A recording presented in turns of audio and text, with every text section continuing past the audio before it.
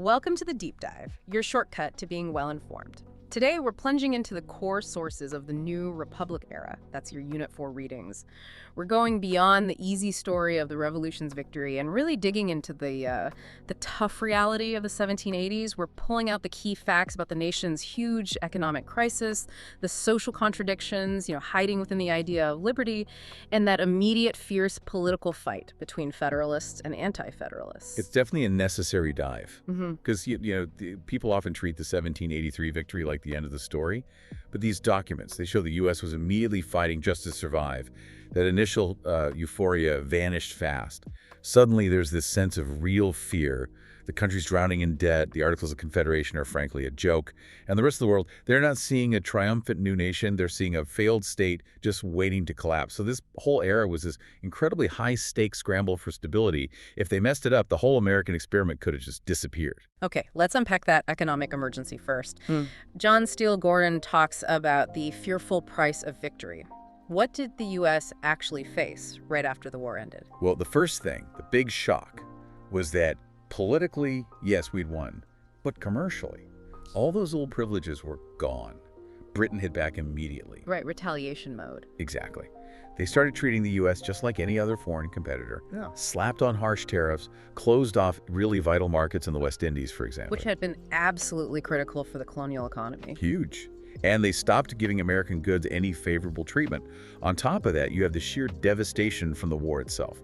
Farms, plantations destroyed, crops lost, wealth just gone. And don't forget, the British forces took vast numbers of enslaved people with them when they left. A massive economic hit. And the government itself, under the Articles, was just powerless financially, right? Gordon points to that worthless currency and no power to tax. How bad was the money situation? Oh, it was a complete disaster. That phrase, not worth a continental, that wasn't just talk, it was reality. The sources say by 1780 you needed something like 160 continental dollars just to equal one single Spanish silver dollar. Wow. Yeah. And because Congress couldn't force the states to actually pay their share of the war debt, the national government just defaulted completely. They stopped paying interest to creditors around 1785, then stopped paying the principal soon after. That financial paralysis, that was the main existential threat. And you mentioned foreign powers noticing this weakness. They treated the U.S. with contempt. Pure contempt. It was blatant. Yeah. Out west, Spain just refused to recognize U.S. claims west of the Appalachians. Yeah. And critically, they shut down trade on the Mississippi River. Which was devastating for settlers trying to get goods to market. Absolutely devastating for places like Kentucky, Tennessee. Overland travel was practically impossible. Meanwhile, Britain was openly hostile. They kept troops in forts on U.S. territory. They backed separatist movements. They even armed Native American groups. They really didn't think the U.S. would make it. Not at all. They fully expected the whole thing to fall apart and for the states to come begging to rejoin the British Empire. That was the working assumption in London. It sounds incredibly bleak. But Gordon does point out some underlying strength, some positives amidst the chaos. He does, yeah. Despite everything, the population was absolutely booming. Gordon cites it as maybe the greatest steady population growth in human history, doubling every generation for 10 straight generations. Incredible demographic energy. Exactly. That fueled expansion, created demand. And necessity really drove innovation too. Britain slammed the door shut on trade. Well, American merchants, particularly in the Northeast, just went out and found new partners, opened up trade with Northern Europe, and famously with the Far East. They started trading things like ginseng root with China for tea and porcelain. Resourceful. So, if the economy was about survival, the social side was full of these really stark contradictions. The Declaration promises liberty, but these sources show liberty wasn't exactly for everyone. Let's start with women after the Revolution. They had basically no legal standing. None. They were trapped under this legal concept called coverture. What that meant was, the moment a woman married, her entire legal identity just vanished, absorbed into her husband. So she couldn't own property? Or make contracts? Couldn't own or inherit property independently, couldn't sign contracts, couldn't even sue for divorce without her husband's or another male relative's consent. Legally, she was like a permanent child. And this is precisely what Abigail Adams was railing against in that famous 1776 letter to John Adams, right? When she told him to remember the ladies. That letter is powerful stuff. She was incredibly direct, warned the founders point blank not to put unlimited power into husbands' hands. And then she added that sharp line, all men would be tyrants if they could. Oof. Was she asking for the vote at that point? Not explicitly the vote, not yet. What she and others were pushing for were more foundational things. Basic legal rights, the ability to own property, and crucially, access to education. Which leads us right into Judith Sargent Murray's work. Her 1792 essay on the equality of the sexes. What was her argument?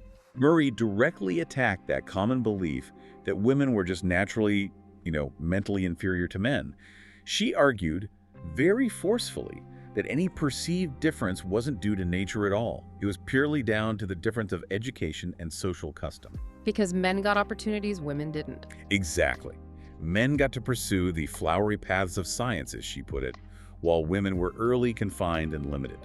Her work really helped shape this idea of Republican motherhood.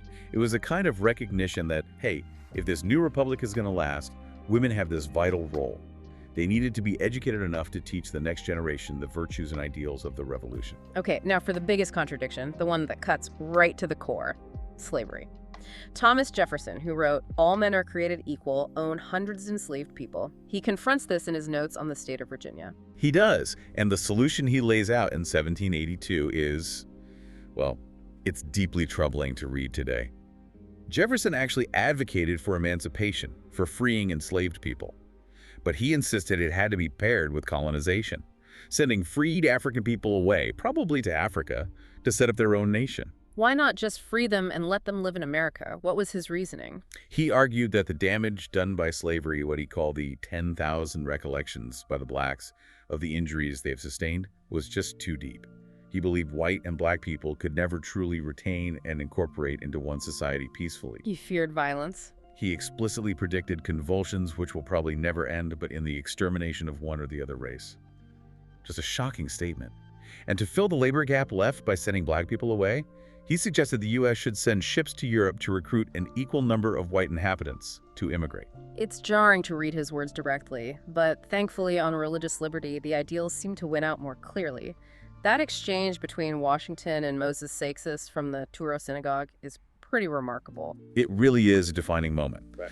Seixas writes to Washington, expressing gratitude for a government that gives bigotry no sanction, to persecution no assistance. And Washington's reply is crucial. He doesn't just agree. He defines religious liberty in a new way. He rejects the idea of toleration, where one group kindly allows another group to exist. Right. Toleration implies a power imbalance. Exactly. Washington insists religious freedom isn't a gift from the majority. It's an inherent natural right that belongs equally to everyone, regardless of their faith. A powerful statement for the time. So all these tensions, economic chaos, social unease, they finally boil over in 1786 with Shays' Rebellion. People often point to this as the event that really forced the creation of the Constitution. It was absolutely the final straw. Daniel Shays, he was a decorated captain for the Revolutionary War. He ends up leading about 2,000 farmers in Massachusetts. These guys are drowning, crushed by the same debt crisis we talked about, facing impossible taxes, losing their farms, and facing debtor's prison. So what did they do? Their tactic was pretty direct and pretty revolutionary for the time. They marched on local courthouses and physically shut them down to stop the foreclosure proceedings. And the national government under the Articles couldn't stop them. Couldn't do a thing. The Articles government had zero real power. It couldn't raise an army without asking the states nicely. It couldn't force states to give it money. It couldn't regulate anything. Congress just watched, totally helpless, as this rebellion threatened to spread. In the end, wealthy merchants in Boston had to hire their own private army to put it down. Wow. Private army fighting citizens. Yeah, that spectacle, the government being powerless, citizens fighting citizens, really scared the elite. It convinced key leaders, George Washington included, that the Articles were broken beyond repair. They needed a stronger national government capable of maintaining order. But even with all its failures, the Articles government did achieve something significant with the Northwest Ordinances, right? Based on Jefferson's plan for the West. Yes, that was the one major success, and it was huge. The ordinances laid out this incredibly forward-thinking plan for how the Western territories would be settled and governed. It established two absolutely fundamental American principles.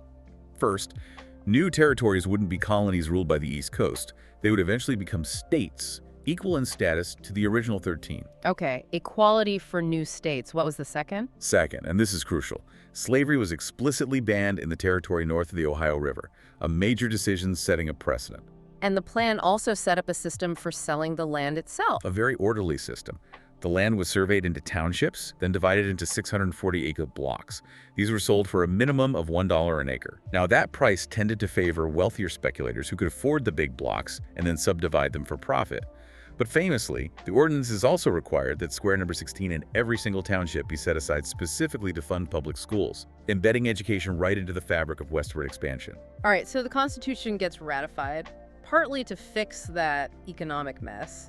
In comes Alexander Hamilton as Treasury Secretary, and he rolls out this really radical financial plan, a plan that didn't just aim to stabilize things, but actually ended up creating the first political parties. That's right.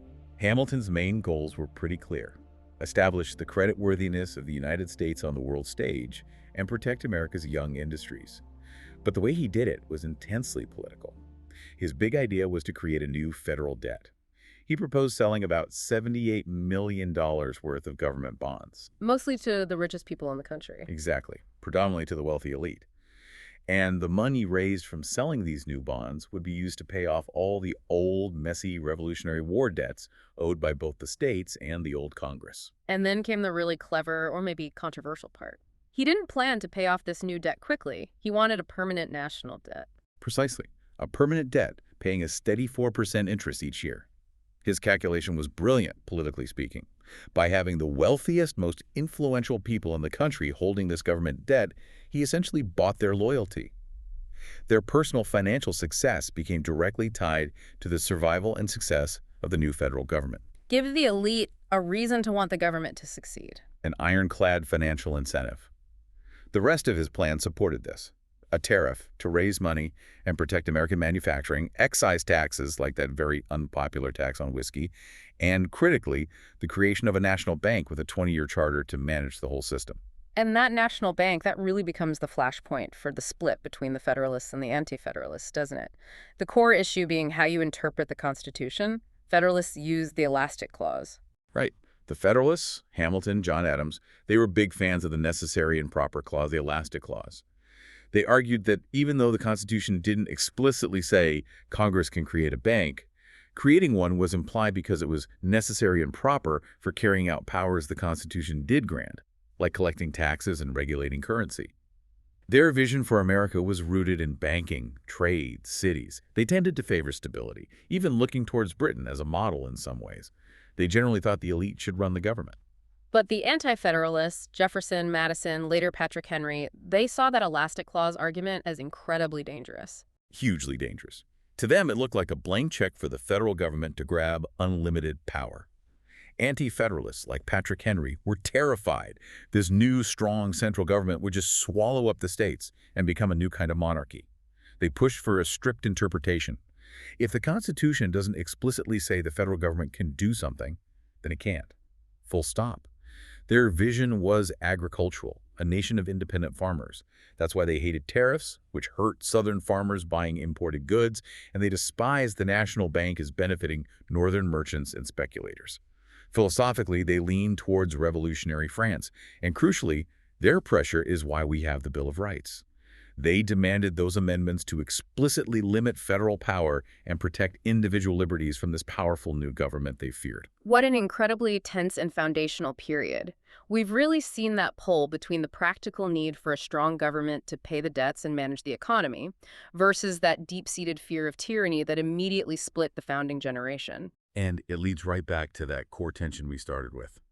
The Constitution itself was barely dry, and already you have this fundamental risk. You have Hamilton's vision, commercial, urban, financed by debt, clashing head-on with Jefferson's vision, agrarian, decentralized, wary of finance. So maybe the question for you, the listener, to think about is this. Given that these deep fundamental disagreements about what America should even be emerged immediately, what does that tell us about the realistic hopes the founders themselves might have had for the long-term unity of their more perfect union? They built the house and instantly started arguing about what kind of house it was supposed to be.